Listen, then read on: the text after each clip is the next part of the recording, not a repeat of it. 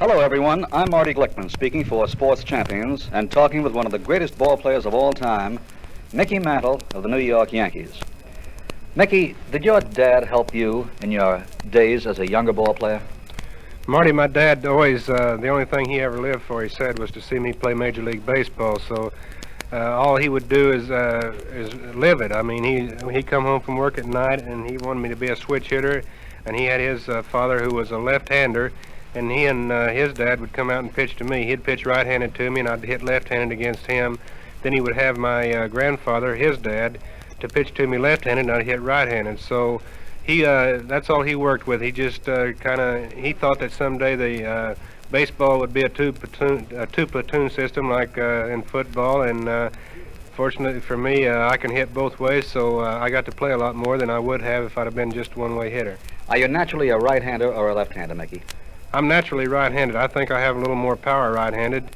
I think I have about 300 home runs out of my 420, though, are left-handed. So you see, you have a lot more right-handed pitchers than you do left-handed pitchers. So I get to hit left-handed about 3 times more than I do right-handed.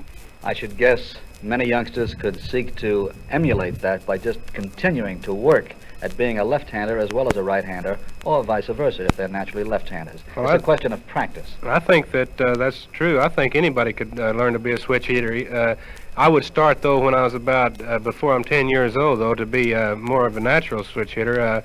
I think that I have almost as much power left-handed as I do right-handed, but that comes from years of practice, like you said. You just got to really stick with it.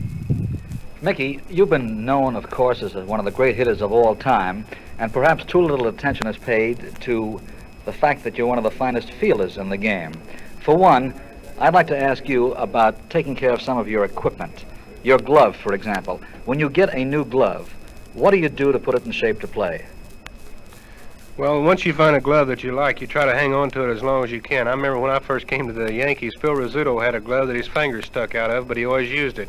He would never warm up with it or anything like that. He treated it like a gold watch or something. He'd take it and put it in his locker after the game and leave it there till the next game. I've got one now that I've had refinished, had the insides of it put back twice already. I've had it about 5 years. And I've tried about 6 or 8 gloves. You always try to have one around in case something happens to that one that you can start right in using.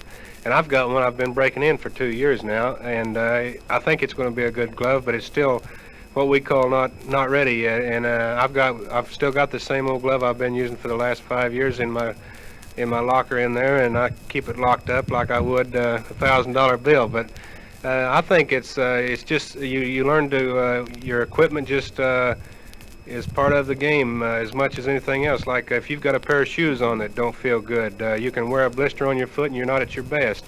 Everything has got to be just right, like your glove and if I have a uniform, if I'm wearing a uniform that I think the pants are too big, it feels like the wind hits them. I know it probably doesn't, but it's on your mind, and you're not at ease.